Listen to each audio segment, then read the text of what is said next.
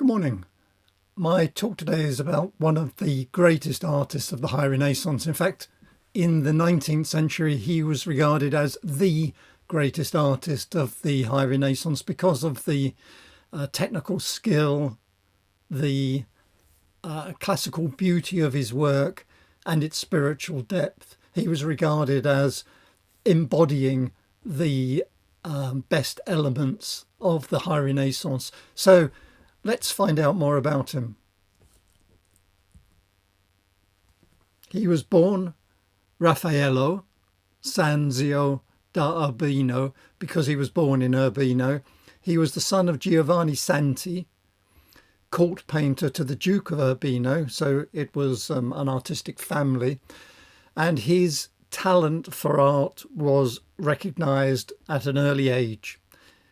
And he began his training in his father's workshop. After his father's death in 1494, Raphael took over the family workshop when he was just 11 years old. In 1500, he became an apprentice to the renowned Umbrian master Pietro Perugino in Perugia, and he initially absorbed the styles and techniques of Perugino.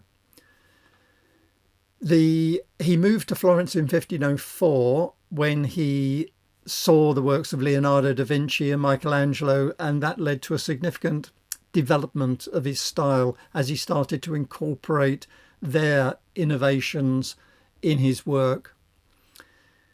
You can see here from this self-portrait of the young Raphael, his intense direct gaze, his dark hair, black cap, typical of Renaissance painters, a thoughtful expression, composed, reflecting both his youth and his growing confidence as an artist. It's notable for its clarity and skillful use of light and shadow to model the face. When this was painted in 1506, he was considered by then a prince of painters. Despite the fact he was just 23, he was rapidly gaining recognition and commissions. And then, 1504, he just moved to Florence. He was charming, an affable person, unlike Michelangelo, who was known for his sort of brooding nature. And Raphael's charisma contributed to his rapid rise. Everybody liked him. He was able to secure prestigious commissions.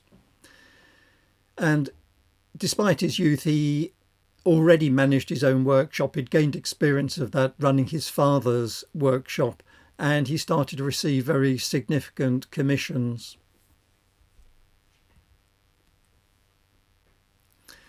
Now, as I said, in 1504, he moved to Florence and painted this. This is the Marriage of the Virgin, and it marked the end of his apprenticeship with Perugino and the beginning of his independent career when he was just 21. And this work shows his mastery of perspective. It's sort of, I think the work is designed to show that mastery and his ability to create these harmonious, balanced compositions with multiple figures in. What it's showing is the marriage of Mary and Joseph, and it's set against a backdrop of a temple with a central dome. The figures and the temple are symmetrical, with Mary and Joseph at the centre, surrounded by their attendants and her suitors. And you can see Raphael's already his attention to detail in the architectural elements, delicate rendering of the fabrics, the facial expressions, all varied and detailed, vibrant colours, rich blues and reds.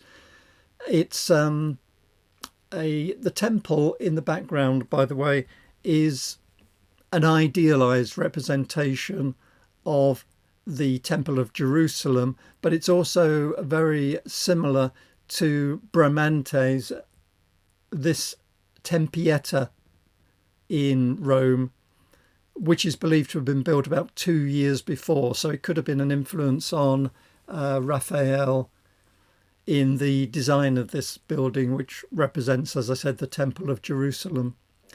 The other thing about this is you might wonder why the chap on the right in the front foreground is breaking a rod.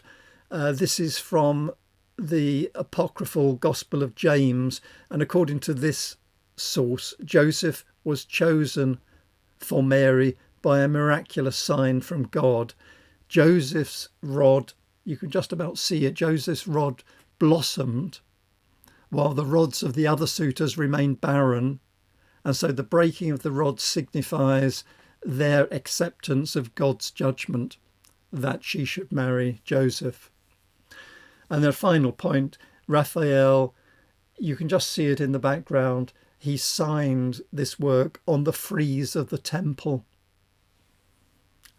I think indicating his pride in this early masterpiece.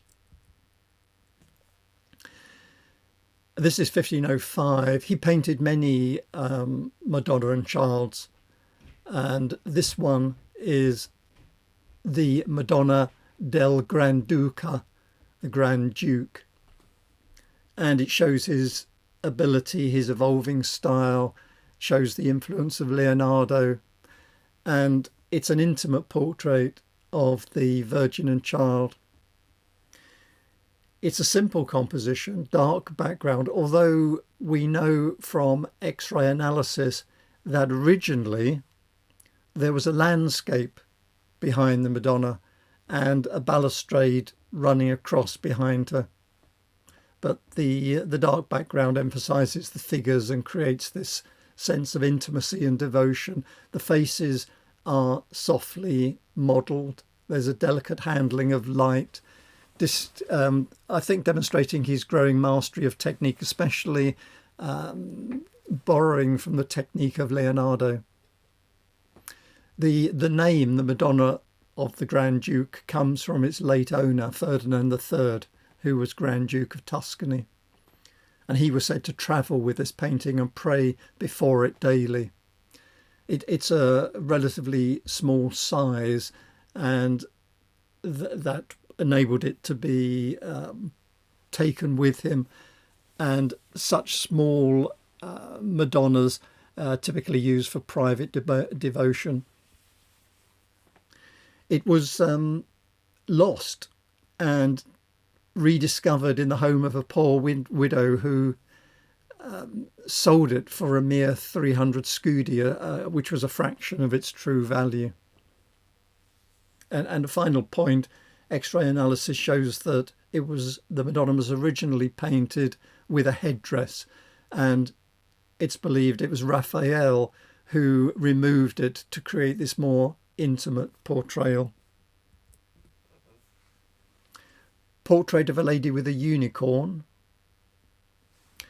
one of his early works from the Florentine period, shows his growing skill in portraiture. It's a young woman holding a unicorn, which is a symbol of purity and chastity. She's turned 3/4 on. Her gaze is directed outwards towards us, reflecting Leonardo's influence. There's a landscape background visible through between two columns to add depth to the composition. Now, the painting had been, what was later overpainted with a wheel to represent St. Catherine, and it wasn't until 1935 that it was discovered that this was a later overpainting. It was scraped off to reveal the unicorn. However, later X-ray analysis revealed the unicorn was not original. It was originally a small dog, and so it was probably a bridal portrait, as the dog represents marital fidelity. It was also another artist added the columns and the red sleeves. But we can still see Raphael's delicate handling of light and shadow, particularly in the modelling of the face, to create this three-dimensional look and to bring the subject to life. We don't know who she is, though. It's still that, I mean, there's been a lot of speculation. She might be Maddalena Strozzi, who was the wife of a Florentine merchant, but later research, 2016, suggests she might be Laura Orsini, who was the daughter of Pope Alexander VI's mistress, Giulia Farnese, who married della Rovere in 1505. But the identification has not been confirmed. So there's various possibilities. Also, it's originally was attributed to his former master Pietro Perugino, but it was recognised as a Raphael in the early 20th century. St. George and the Dragon, a small work but exquisite from his early period again, painted for Henry VIII of England, but it was commissioned by Guido Baldo de Montefeltro, Duke of Urbino, as a diplomatic gift to the King Henry VII of England. And it depicts a legendary confrontation between St. George and the Dragon, and Raphael has captured the dramatic moment of St. George piercing the dragon's chest with his lance. And in the background you can see the princess whom St. George has saved praying. And it shows, I think, despite its small size, it creates a sense of movement and energy. There's a detailed landscape in the background, a distant town, showing his growing skill at depicting nature. Notice on the left leg of St. George, there's a blue garter, likely to be a reference to the Order of the Garter, England's highest order of chivalry. And Raphael actually painted two versions of this. One is in the Louvre and is a slightly different composition, and this one, which was, as I said, was painted for the King of England, is now in the National Gallery in Washington, DC. You might be wondering how it actually arrived in America. It left England, as many other works did, during the Commonwealth sale. That was the sale of the art collection of Charles I. The sale took place in 1651 of this work, and it was purchased by a marquise in France, and then in 1772 it's bought by Catherine II of Russia, and then much later, 1931, it was sold by Russia to Andrew Mellon, who donated it to the National Gallery in Washington.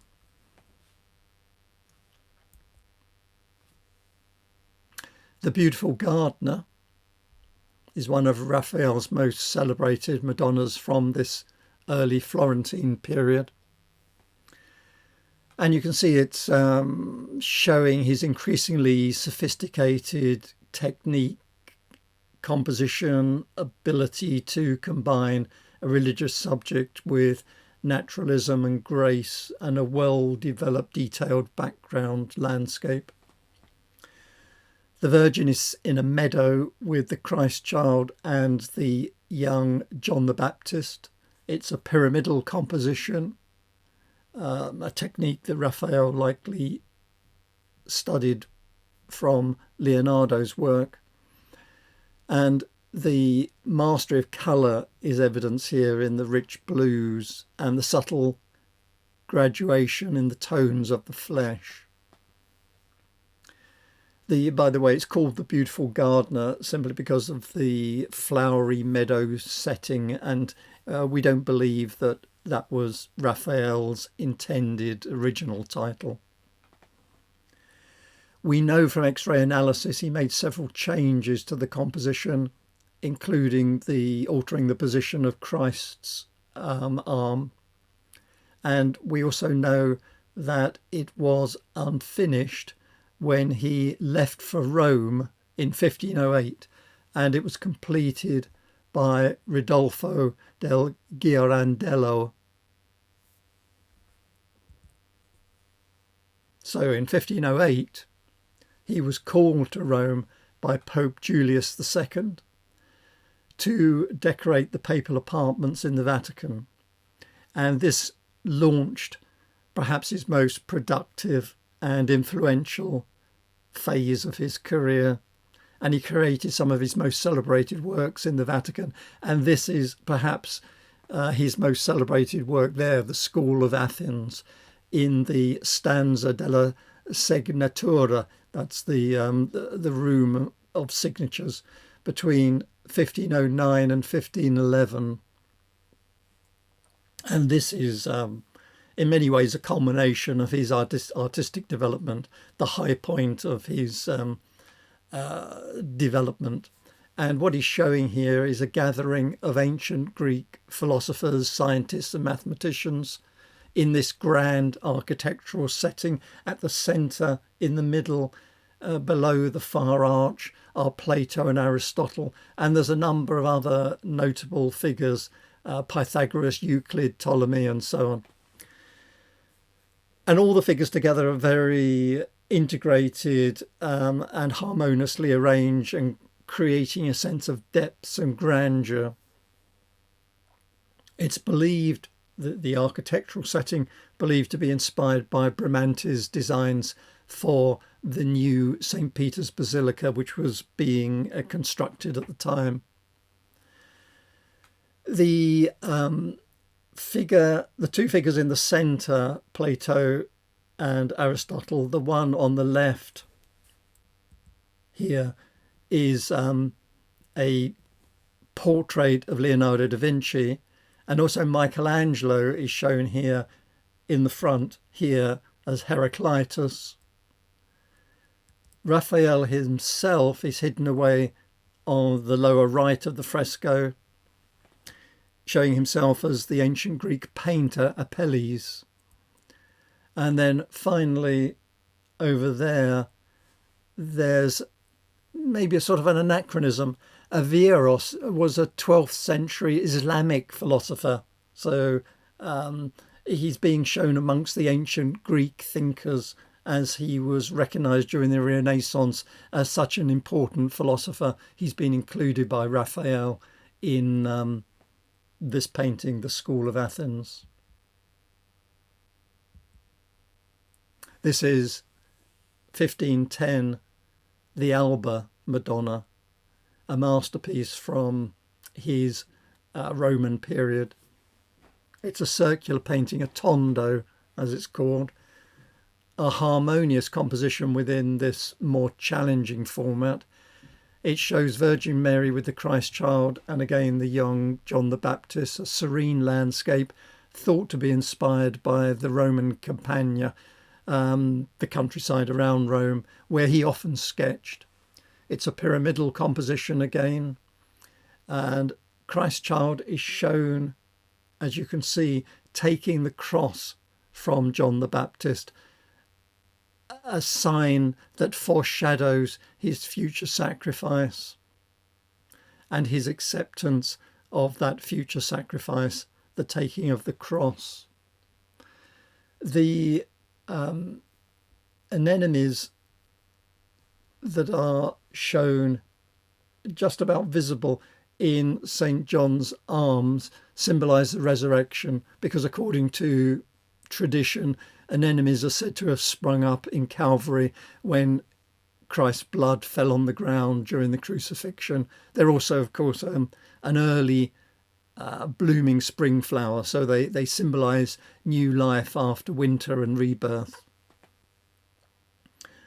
I think the colour in this work is particularly notable, particularly the bright blue of Mary's robes, contrasting with the warm earth tones, the soft modelling of the figures again. And by the way, the painting, the Alba Madonna, gets its name from the Alba family of Spain, who owned it for 3 centuries, and then they sold it to Nicholas I of Russia.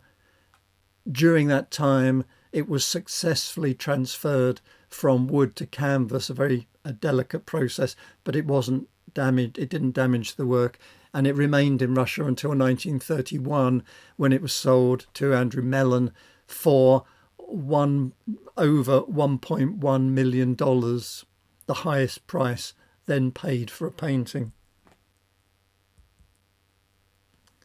This is Raphael's portrait of Pope Julius II, painted in 1511. It's a groundbreaking work. It revolutionized papal portraiture, and it became the standard or the template for papal portraits for the next century. Now, Julius II was known as the warrior pope because he went into battle, and he was one of Raphael's most important patrons. And Raphael here has captured his complex personality. He's seated in a chair. His expression does convey authority, but also introspection. He grew his beard, incidentally, during a period of military defeat, and it adds a sense of vulnerability and humanity to the portrait. The work is noted for its psychological depth, and it's a departure from the previous typical idealized representations of papal power. Raphael has managed to capture both the public and the private aspects of the Pope, and it set a new standard for portraiture. This painting, incidentally, was thought lost, but it wasn't rediscovered until 1970, when it was found in a private collection. And Raphael created several versions of the portrait. This is the one now in the National Gallery in London. The Sistine Madonna, painted in 1512 to 13. By the way, Sistine is a slight misnomer. It wasn't created for the Sistine Chapel, but it was created for the Church of San Sisto, which is in Piacenza, which is south of Milan, and it was commissioned by Pope Julius II, but it's no longer in that church. The Benedictine monks sold the original Raphael to the King of Poland, which is why it's now ended up in Dresden. And in the church, there is a painting like this, but it's a copy by Pietro Avenzini.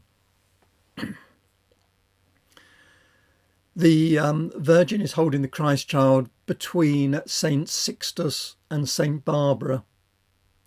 And you might have noticed already the two cherubs at the bottom of the painting. They are often reproduced independently. So you see them reproduced in a lot of different works. They weren't actually part of the original commission, but they were added by Raphael as a sort of artistic flourish to finish the work.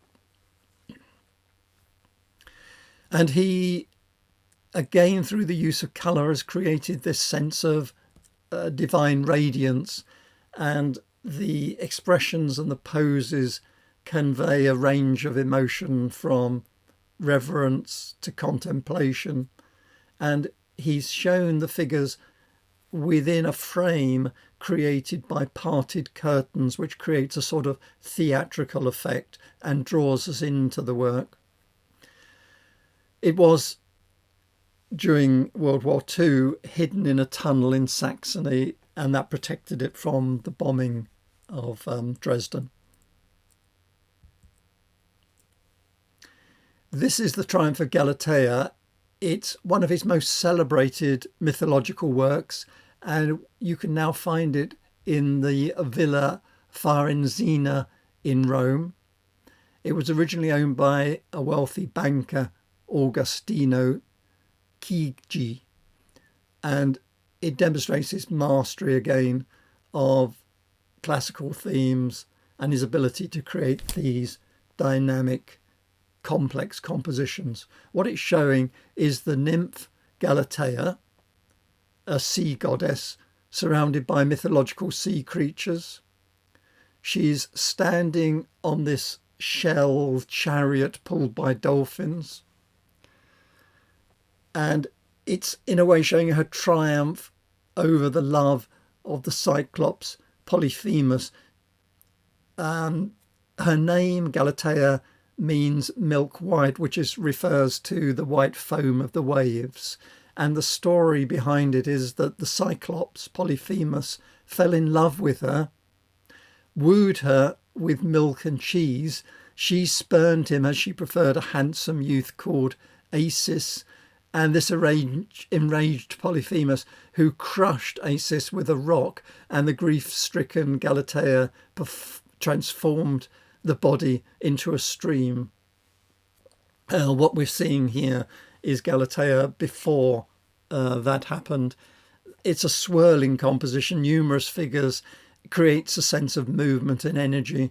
And again, his use of colour and warm flesh tones contrasted against the blue of the sky and the sea.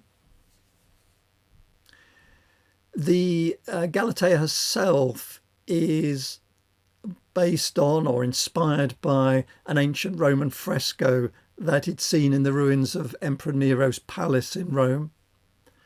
And her face is said to be a composite of several beautiful women he used as models, because he found or believed that no single model could embody the ideal beauty of Galatea. Although Michelangelo, upon seeing this fresco, is reported to have criticised Raphael for some anatomical inaccuracies in some of the figures. This is portrait of Baldassare Castiglione, painted between 1514 and 1515, and many consider this is one of the greatest portraits of the Renaissance. Castiglione was a diplomat and author of the Book of the Courtier. He was a close friend of Raphael and embodied the ideals of the Renaissance man. So Raphael has shown him seated against this neutral background, simple but elegant clothing, and you can see here the masterful use of sfumato, which I could have mentioned earlier. It's a technique he learnt from Leonardo da Vinci. It's this soft, smoky, atmospheric effect that enhances the skin tones and the subjects present. It's a very difficult technique. What it requires is multiple thin, translucent glazes to be applied, and each one, before the paint dries, is delicately blended with a soft brush with the others behind it to achieve this almost imperceptible transition from light to dark across the face, representing these soft skin tones. And this work is noted for its intimacy and psychological depth, this direct gaze, slight smile, a sense of engagement with us, and at the same time conveying both dignity and approachability. And it influenced portrait styles for centuries, this particular work. Castiglione was also a poet, and in one of his poems he praises Raphael's ability to capture not just his likeness but his soul.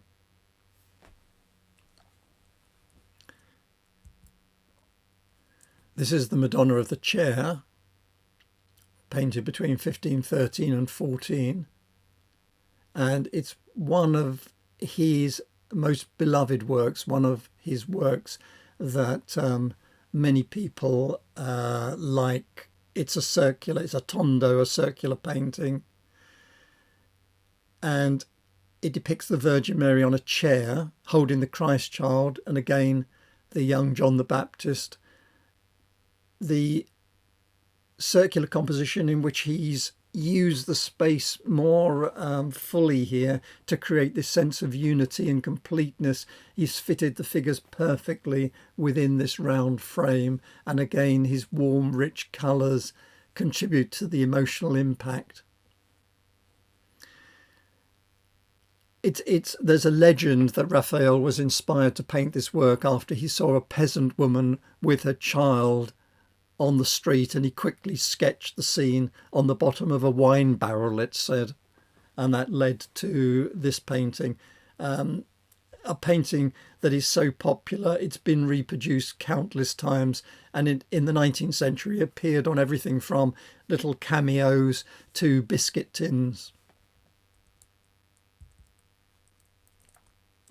This is a fresco that he painted on the wall of, in translation, the Room of the Village Fire, it's called, in 1514, and it shows his ability to master a complex narrative composition and to combine all the elements together. The story is that it's showing a miracle attributed to Pope Leo IV, who died in 855. And the miracle, it's said that he extinguished a fire in the Borgo district of Rome, and you can see the fire on the left, by a blessing. And you can see him in the centre, in the building, the first floor of the building at the back, performing the blessing. And as a result, the fire was said to have died down and gone away. But Raphael shows all of the events taking place. It shows the fire, the people fleeing, the attempts to extinguish the fire, people trying to save their loved ones, the baby being passed down, and the blessing starting to take place at the same time. It's a very dynamic work, and it creates a sense of drama. The muscular figure on the left is showing the older man on the back of a younger man, is probably a reference to Aeneas carrying his father Anchises from the burning Troy. So it's linking the papal miracle of the 9th century to classical mythology. Raphael designed the composition, but much of the actual painting was likely executed by his workshop, and particularly by Giulio Romano, one of his apprentices.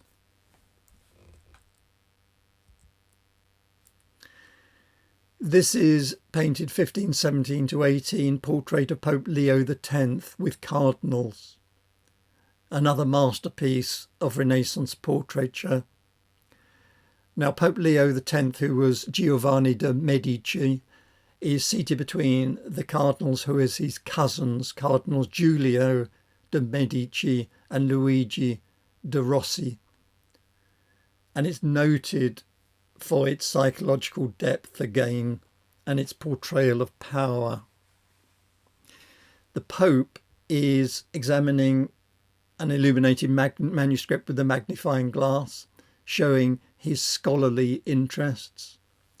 You can see the rich textures of the fabrics, the intricate details, demonstrating Raphael's technical virtuosity in being able to illustrate so many different types of fabric. The deep reds of the cardinal's robe contrasting with the white of the Pope's clothing, and Raphael's ability to capture the individual personalities of the subject and conveying their status and relationship is remarkable.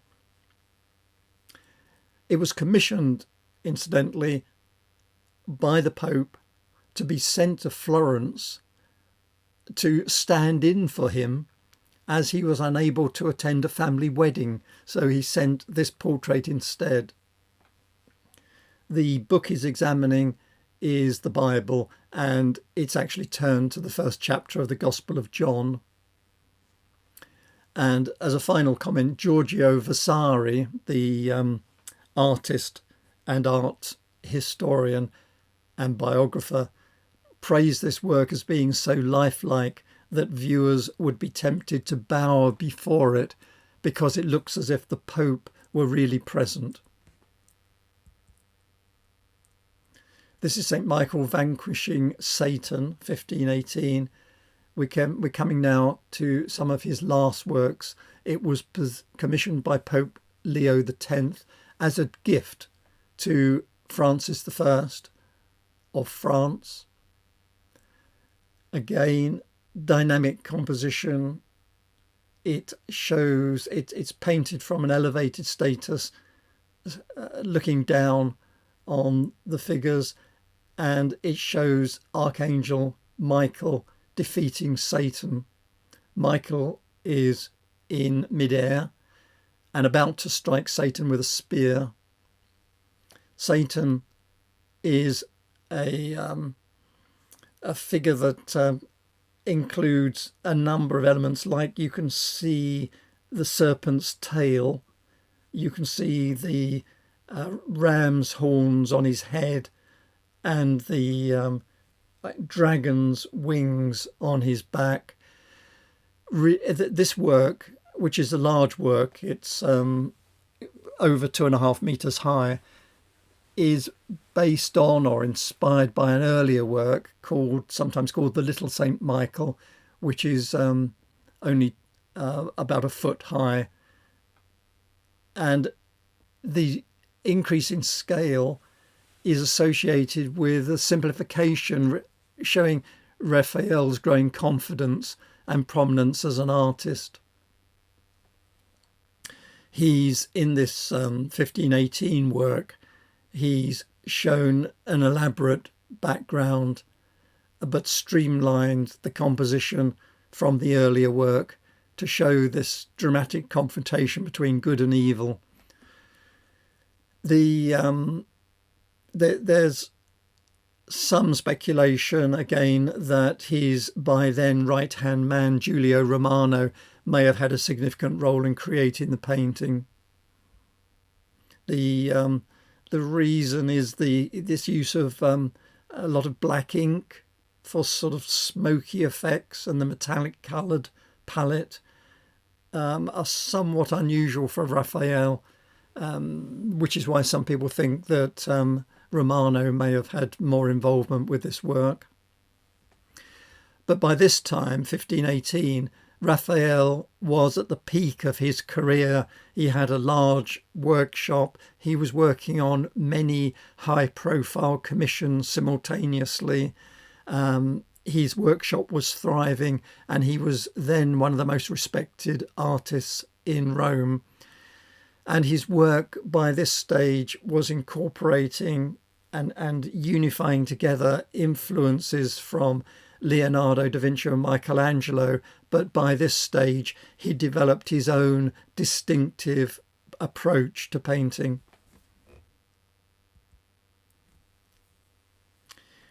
This, I'll show you more work after this, but this is his last major painting, the Transfiguration, painted between 1516 and 1520, the year he died.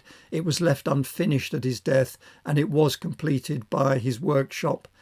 It was commissioned by Cardinal Giulio de' Medici, later Pope Clement VII, for a cathedral in France, the Cathedral of Narbonne. And it was painted, as you can see, in two distinct parts. The upper part depicts the transfiguration of Christ on Mount Tabor, with Moses and Elijah either side of him. And then the lower section shows the apostles attempting to heal a possessed boy, linking the divine miracle above with human suffering below. And Raphael's mastery of composition is evident in how he balances these two scenes, using light and gesture to connect them. And in a way, it's a very early painting, showing the emerging Mannerist tendencies, bridging the high Renaissance ideals with these more distorted Mannerist tendencies. It was displayed at his funeral as a tribute to his genius and contemporaries say that it brought tears to viewers' eyes. The boy in the lower section is believed to be a self-portrait of the young Raphael. And although I said it was commissioned for the Narbonne Cathedral, in fact, it would never left Rome, and it's now in the Vatican collection. I thought I'd end with this painting, La Fornarina, painted between 1518 and 1519, because it enables me to talk a little bit more about Raphael's personality. And this is a very intriguing and personal work. It's believed to depict Margherita Luti, who it's believed, again, was the daughter of a baker, although there's some argument over that. But the nickname Fornarina means baker's daughter. And she was reportedly Raphael's lover, muse and model. And she's shown here partly nude, wearing a turban and her left hand resting on her breast, directly looking out, but it's an intimate pose, creating this sense of sensuality and personal connection. And unusually, on her left arm, you can see Raphael has painted his name, indicating his close relationship with the model. Now, he had a passionate but secret relationship with Margherita Luti, as he was officially engaged to Maria Bibinea, the niece of a powerful cardinal. Now, Raphael was a passionate man, had many lovers, and in fact he postponed his marriage to Bibbiena 6 years. Let me read something that Giorgio Vasari wrote in his book The Lives of Artists, which gives you an insight into the sort of person Raphael was. Quote, "Raphael was a very amorous man who was fond of women, and he was always quick to serve them. This is the reason why, as he continued to pursue his carnal delights, he was treated with too much consideration and acquiescence by his friends. When his dear friend Agostini Chigi commissioned him to paint the first loggia in his palace, Raphael could not really put his mind to his work because of his love for one of his mistresses.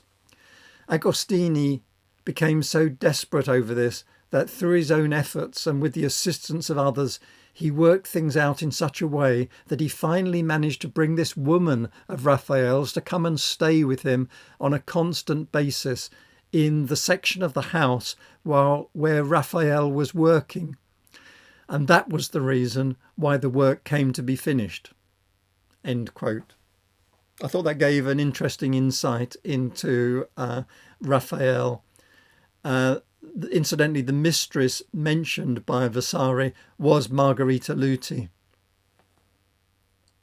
And X-ray analysis shows that Raphael originally painted this subject wearing a wedding ring, and he later painted it over. And the wedding ring was on her left hand, which fueled speculation that the two of them, Raphael and Margherita, may have been secretly married, adding an intriguing layer to their romance. Some art historians believe that the painting was only ever intended as a private work and was never meant to be seen by the public, and it was still in his studio at the time of his death. I should mention, because it's such a well-known story, what's called the Passionate Night story, started by Vasari, who claimed that Raphael's death was caused by, quote, excessive amorous pleasures. However, recent research suggests his death was more likely due to a fever, possibly pneumonia, possibly exacerbated by improper medical treatment. Vasari wrote that when Raphael realised he was dying, he made his will, and first, like a good Christian, he sent his mistress out of the house, leaving her the means to live honourably. He requested to be buried in the Pantheon in Rome, and permission was granted by Pope Leo X, and in fact he was the first artist to be buried there. So, as I said, he was born in Urbino. His father was an artist. He became a master painter by the age of 17. He worked first in Florence, and then he was called to Rome and worked in Rome on many commissions, private patrons, churches, and the Vatican. He was known for his ability to create beauty, both of composition, of form, and of colour, and the 19th century regarded him as the leading artist of the High Renaissance. He was a passionate person, as we've seen, much like, had many friends, and died in 1520, aged just 37. So thank you for your attention again, and I hope you'll join me as I go through the history of Western art. Goodbye for now.